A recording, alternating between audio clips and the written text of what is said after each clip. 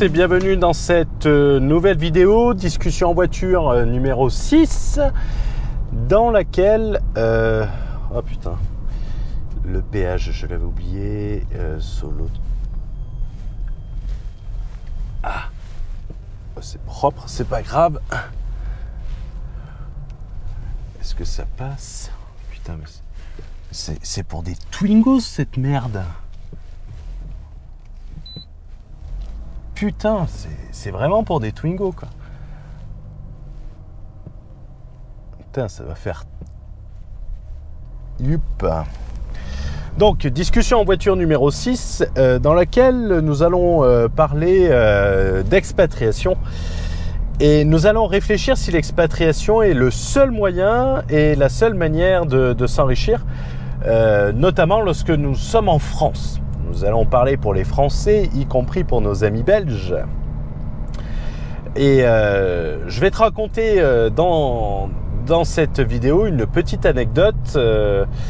Une anecdote où une personne a transformé 250 000 euros en 1,3 million d'euros de profit en un peu moins de 2 ans.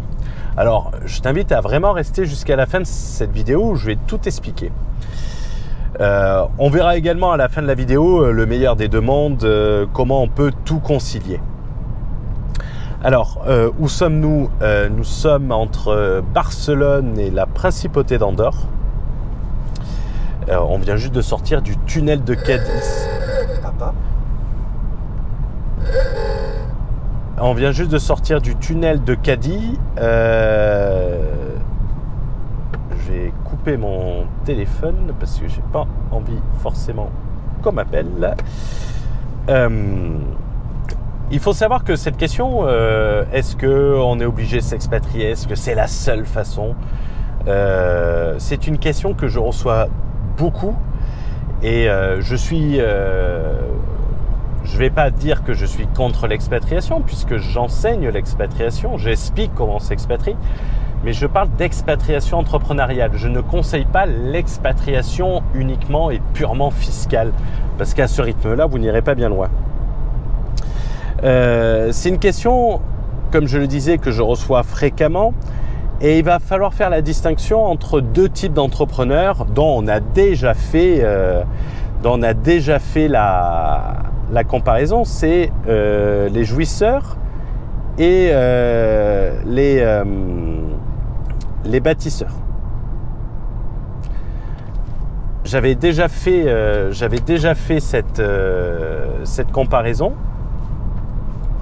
Et je remercie d'ailleurs, il faut savoir que cela ne vient pas de moi, cela vient de Jean-François, que je salue au passage. Les jouisseurs bâtisseurs, c'était sa remarque et je lui ai repris. Qu'est-ce qu'un jouisseur? Un jouisseur, on pourrait caractériser d'un mec qui veut gagner de l'argent de suite et en profiter de suite. Quand je dis en profiter, il faut ajouter vraiment cette notion de suite, d'immédiateté. On gagne de l'argent et on veut le dépenser immédiatement. On va dans les hôtels 5 étoiles, on vole en first class, on fait plein de stories Instagram. On tombe dans le bling bling Instagram. On dépense avant de bâtir, on jouit. Nous sommes des jouisseurs avant d'être des bâtisseurs.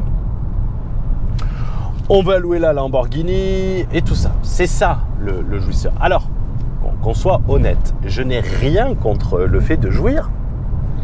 Je n'ai rien contre le fait de dépenser de l'argent. Comprends bien, je ne suis pas un mélanchoniste. Je ne suis pas un mélanchoniste. Je te dis juste que si tu as du goût, tu loues pas une Lamborghini. Ça, c'est pour déconner. Les business qui explosent sur Internet, il faut comprendre qu'ils peuvent également exploser à la baisse. C'est ça qu'il faut bien comprendre. Et c'est vraiment ça que je veux dire au travers de cette vidéo, c'est qu'on ne va pas attendre que son business décroît pour investir, pour diversifier, pour développer son business et tout ça. J'en vois trop qui se sont... Alors, je vais pas vous mentir, j'ai la chance de conseiller beaucoup de gens sur Internet, des gens qui ont des chiffres où je suis là, je leur dis félicitations les mecs, c'est exceptionnel, c'est vraiment merveilleux ce que vous faites. Et en fait, je les vois aussi 6 mois après, où le business, il suit plus. Ils explosent rapidement, mais ils explosent également en vol. Hein. C'est pas un reproche. Hein. Moi, ça me fait de la peine parce que j'aurais aimé faire un mois comme eux quelquefois, quoi, parce que c'est beau. Et c'est là que la nécessité de hedger son business, elle arrive. Alors, hedger son business, c'est le couvrir contre le risque. Hein. Hedger, ça veut dire ça, grosso modo. Et c'est dans cette optique-là que nous avons décidé de refaire l'Entrepreneur Mind et de lancer le Cercle H Entrepreneur. C'est pour donner des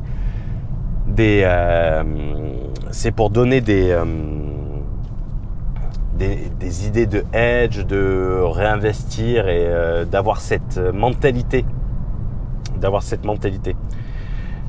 Le fait de voir des personnes qui dépensent énormément au début et lorsqu'ils ont eu un business qui s'est superbement bien lancé et qui disent que cela peut faire que monter. Je retrouve également ce sentiment chez les crypto-investisseurs. Les crypto-investisseurs, ils ont eu une année exceptionnelle. Ils partent du principe que toutes les années vont être les mêmes. C'est ce qu'on appelle en économie, et je vous mettrai un extrait, la loi des séries, l'illusion des séries. Le fait de se dire, c'est parce qu'on... dans l'exemple, c'est l'illusion des séries au blackjack et l'illusion des séries au basket. Vous avez rentré 9 paniers au basket, on est persuadé que vous allez rentrer le 10e. Je vous mettrai un extrait du Big Short. Et en business internet, c'est exactement pareil. Personnellement, je ne dis pas combien je gagne, car premièrement, ça n'a pas trop d'importance. Et je ne veux pas tomber dans ce voyeurisme de comparaison. C'est pas tellement combien on gagne, c'est combien on gagne sur combien de temps on le gagne. C'est ça le plus important. Comme je l'ai déjà dit, je préfère gagner 30 000 euros tous les mois, que gagner 100 000, 10 000 et plus rien gagner ensuite. Le marketing, meuf en string, Lamborghini de location, champagne à gogo dans une boîte de nuit, c'est pas tellement mon truc. Et moi, je suis plus sur passer de 10 000 euros par mois à 10 000 euros par jour à travers le développement et tout ça, que aller dépenser 10 000 euros dans les trucs. Pour en revenir à la problématique d'Internet et des chiffres, je vais te partager mes chiffres sans réellement te les partager. Hein. On va partir sur une base moyenne. Personnellement, mon business tourne à X euros par mois. Je pensais que pendant l'été, j'allais faire la moitié. Un demi-X, 50% de moins que ma moyenne. Et au final, oh putain, mais tu peux avancer un peu, toi. Allez, putain, c'est 90, c'est pas 60, n'inverse pas les chiffres. Et là, on peut pas doubler parce qu'il y a un radar. Putain, les mecs sont mous, ils ont l'impression d'être tout seuls sur la route, ça m'énerve. Bref, l'été, je pensais faire la moitié de X. Je sais pas où il est le radar. Bon, je vais quand même le dépasser. Allez, ça sonne. De toute façon, il roule tellement lentement, ce guignol. Donc l'été, je pensais faire la moitié de X. En septembre, j'ai fait X revenus. Octobre, X revenus, toujours dans la moyenne. Novembre, j'ai fait X plus 20% en raison premièrement du lancement du Moneymaker 2. Mais je pense que sinon, je faisais X divisé par 2. Et en décembre, j'ai fait X moins 30%. Est-ce que le business s'essouffle? C'est la question que je peux me poser. C'est tout d'abord, il est trop tôt pour le dire. Secondement, c'est pas plus mal d'avoir quelquefois des coups de pied au cul. Après, vu que j'utilise que la croissance organique, il va falloir que je mette un coup de boost. Ça, c'est normal. Il va falloir que j'aille chercher des éléments de croissance externe et que je ne me repose pas uniquement sur la croissance organique, parce que c'est peut-être une modification de l'algorithme YouTube qui a fait que j'ai eu une baisse de fréquentation et donc une baisse des ventes. Il faut que je m'occupe à diversifier. Il faut toujours se remettre en question et toujours diversifier. Rappelle-toi ce que j'avais dit lors du match France contre Suisse. C'était lors de la newsletter du samedi. Si tu n'es pas inscrit, elle est complètement gratuite. C'est de la valeur sans publicité. Tu la trouveras dans la bio de cette vidéo. J'avais dit l'orgueil comme cercueil, la peur comme moteur. Et ça, c'est la règle numéro 1 à business. Cette baisse de CA, si elle est confirmée au cours du prochain trimestre, donc du Q1 2022, il va falloir se poser la question sur l'innovation, il va falloir se poser la question d'aller sur de nouveaux marchés, il va falloir se remettre en question, il va falloir optimiser les process, il va falloir prendre des risques. C'est aussi simple que ça. Si ton business repose uniquement sur Facebook Ads et qu'il y a des changements, iOS 14 par exemple qui bloquait les publicités, les conditions générales de Facebook qui bannissent la plupart des publicités, même moi je me fais bannir, j'arrive pas à faire une publicité sur Facebook, ils disent tout le temps que je fais une pub médiocre, pour reprendre leur terme. Il faut pas reposer sur du monocanal. Et moi, je dis ça, mais c'est plus par un souci de compétence, parce que je suis très mauvais en publicité, que par un souci d'orgueil de dire j'ai pas besoin de la pub.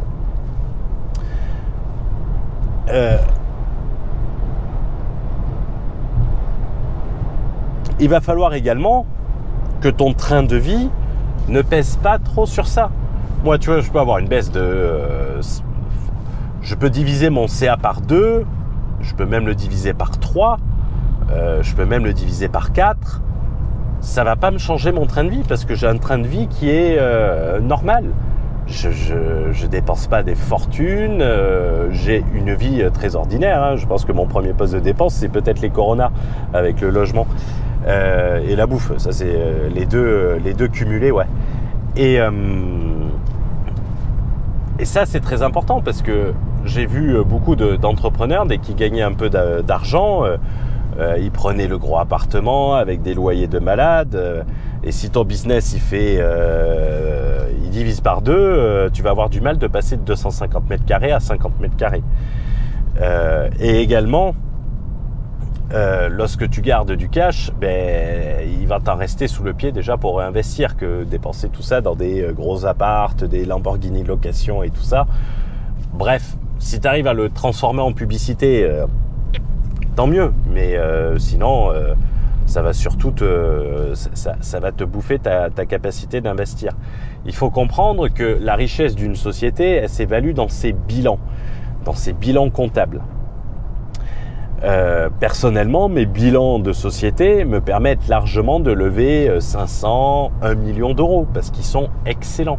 Il y a très peu de charges sur le business, il n'y a pas de gros salaires qui bouffent tout, il n'y a pas de grosses dépenses, il n'y a pas des budgets publicitaires ahurissants.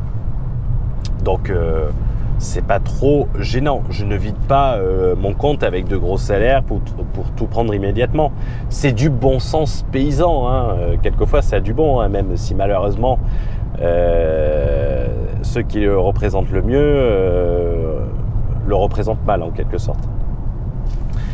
Si tu as 4 000 euros de salaire et que tu dépenses 1 500 euros, ton banquier va être plus enclin à te prêter de l'argent.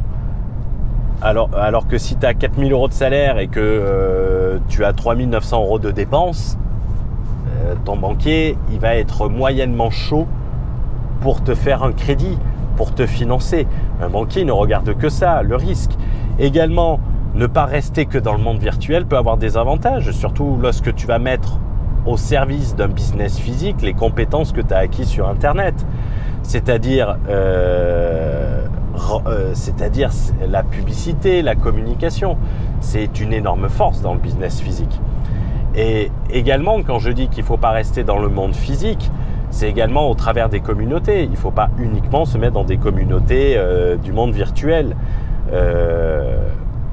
J'en avais parlé notamment lors de ma vidéo sur mon retour d'expérience d'Estonie, en disant que en Estonie, c'était beaucoup de web entrepreneurs. Donc pour développer son business, oui, le développer sur le web, c'est bien, mais il n'y avait pas trop d'opportunités annexes. Qu'est-ce qu'ils sont tous sortis, les cyclistes, aujourd'hui? Bon, en même temps, il fait 15 degrés. Bon.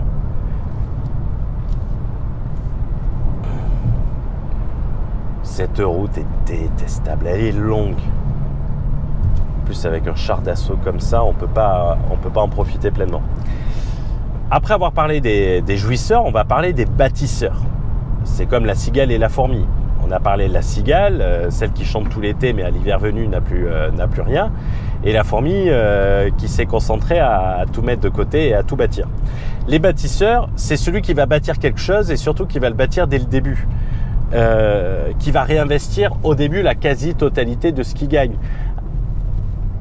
la quasi-totalité de ses revenus, pour construire, pour se développer et s'assurer un maximum de sources de revenus aussi stables et aussi pérennes que possible. Et une fois que son empire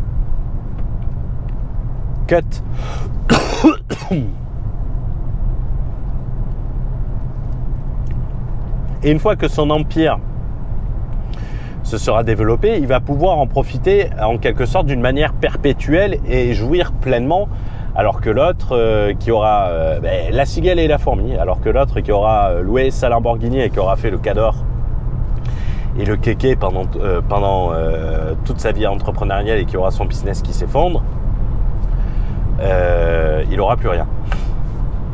Il devra repartir sans cesse à zéro. Le jouisseur qui aura passé son temps à profiter, effectivement, ça sera beaucoup plus difficile pour lui. Warren Buffett, il est souvent pris comme exemple, comme motivation, et par de nombreux entrepreneurs. Mais quand tu regardes Warren Buffett, c'est pas quelqu'un qui dépense des 1000 et des 100. Il roule pas en Lamborghini, il loue pas de Lamborghini pour montrer son dernier placement. Non, il gagne de l'argent. Je pense qu'il a si je dis pas de conneries, ceux qui connaissent plus l'histoire que moi, n'hésitez pas à me le dire. Je pense qu'il a une Cadillac qui vaut 50 000 €. Il vit dans la même maison depuis 30 ans et il dit que c'est son meilleur investissement. Il n'est pas entouré de lambeaux et de nanas en string pour faire la promotion de Berkshire Hathaway. Donc, à titre de conclusion, tu vas avoir deux choix sur ce terrain. Tu vas avoir le premier choix de jouir dès le début, donc de profiter. À ce moment-là, l'expatriation va avoir un sens. Ou tu vas avoir le choix de te serrer la ceinture un peu et d'utiliser les forces, que ce soit de la France ou de la Belgique, pour construire, bâtir et ensuite profiter. Et à ce moment-là, quand tu es rentier, oui, il n'y a pas de problème de s'expatrier. D'ailleurs, c'est très marrant, on est sur la route pour la principauté d'Andorre. L'Andorre est un paradis pour rentiers, mais ce n'est pas un paradis pour entrepreneurs. Vous voyez la différence? Celui qui va être bâtisseur plus que jouisseur, il va pouvoir tirer son épingle du jeu, même de pays très imposés, parce qu'il ne se versera pas de grosses rémunérations, donc il ne sera pas imposé des masses, tout simplement. Je vais te prendre l'exemple d'un entrepreneur français qui était parti vivre en Espagne, en Catalogne. J'ai mangé avec lui avant-hier. Cet entrepreneur, il est arrivé en Espagne sans un sou en poche. Une cinquantaine d'années avec sa femme. Il savait pas quoi faire. Il voulait ouvrir un stand de glace, un stand de une petite pizzeria ou des trucs comme ça. Il savait pas quoi faire. Enfin, sans un sou en poche, il en avait un peu, mais pas des 100 et des 1000. Hein. Ce qu'il avait en poche, tout le monde pouvait l'avoir. Mais par contre, il faut reconnaître, c'était un très très gros bosseur. Et il s'est mis dans le bâtiment, dans la construction, et il gérait une sorte de conciergerie pour non-résidents. Où en fait il suivait les travaux, il te trouvait des bons entrepreneurs pour les Français qui construisaient des résidences secondaires et il te facturait un pourcentage sur les travaux dont il s'occupait qui allait de 5 à 10%. Il a très très bien gagné sa vie, il générait avec ça, il gérait pour 3 à 4 millions d'euros de travaux par an sur différents chantiers. Donc il générait entre 250 et 300 000 euros de profit de manière régulière, puisque c'était limite des contrats d'entretien. Donc quand tu avais construit une maison, ensuite il fallait l'entretenir, donc c'était intéressant. Et je lui ai demandé combien, et il vivait normalement, mais bien. Il se servait un salaire de 3-4 000 euros. De 3-4 000 euros net par mois, ce qui était largement suffisant pour la région où il vivait. Hein, même à Barcelone, il aurait vécu très bien. Et il a décidé de construire une maison sur ses fonds propres il y a 2 ans. La banque lui a dit, voilà, il s'appelle Joël, on va te prêter de l'argent, mais il faut que tu mettes 250 000 euros d'apport. Et c'est un prêt in fine qui sera garanti sur la maison. C'est-à-dire que un prêt in fine, c'est quoi? C'est le capital et les intérêts sont remboursés à la fin.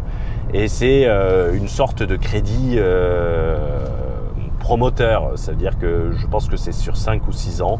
C'est la banque Sabadell, pour ceux qui sont en Espagne, que ça intéresse, qui lui a fait ce prêt. Et il a vendu sa maison il y a 2 semaines. La maison lui a coûté précisément 1 300 000 euros entre le terrain, la construction, la décoration et tout l'agencement intérieur. Et il vient de vendre sa maison pour 2,65 millions d'euros. Une plus-value de 1,3 million d'euros. En réalité, la plus-value n'a pas été réalisée sur 1,3 million d'euros puisque c'est pas l'argent qu'il a sorti. L'argent qu'il a sorti, ça a été la mise à la banque, la mise de départ à la banque qui est de 250 000 euros. L'apport qu'il a fait, et avec cet apport, il a généré 1,3 million de plus-value. Bien évidemment, il a travaillé. Bien évidemment, est-ce que c'est de la chance? Et pas quand... non, puisqu'il avait déjà fait ça sur une autre maison, mais pas avec une telle plus-value. Il avait gagné 500 ou 600 000 euros. Si c'était versé 15 000 euros de salaire par mois avec les charges sociales et tout, il lui restait pas de fonds propres sur la société et peut-être que la banque lui aurait demandé vous déposez 500 000 euros d'apport. Mais là, il voyait que la société elle gagnait de l'argent, le banquier, il voyait que s'il gagnait 300 à 400 000 euros par rapport à ceux qui sortaient, ceux qui capitalisaient sur la société, même au bout du crédit, la société, sans toucher à la maison, aurait généré suffisamment de cash pour rembourser le prêt.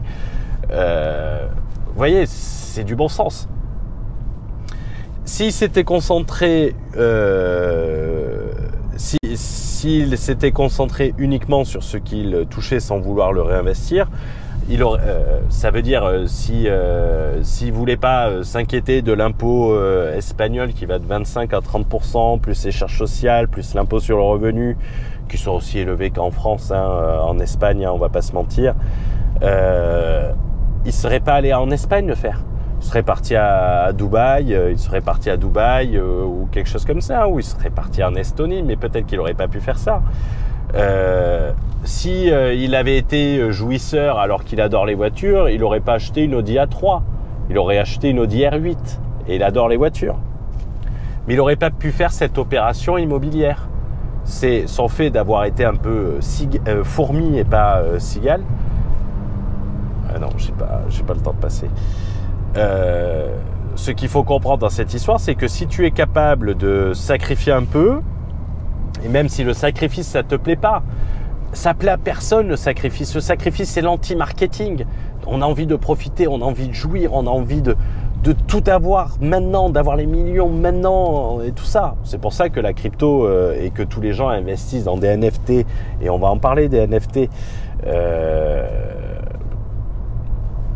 ils veulent tout et tout de suite. Après, tu as la solution hybride qui mixe, selon moi, le meilleur des deux mondes.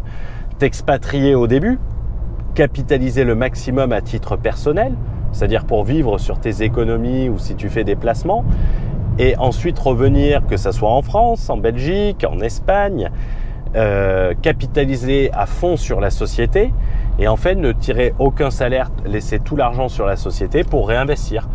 Mais ne pas hésiter à se dire j'ai un projet d'investissement, ça va durer 5-6 ans, et ne pas hésiter à se mettre sur 5-6 ans.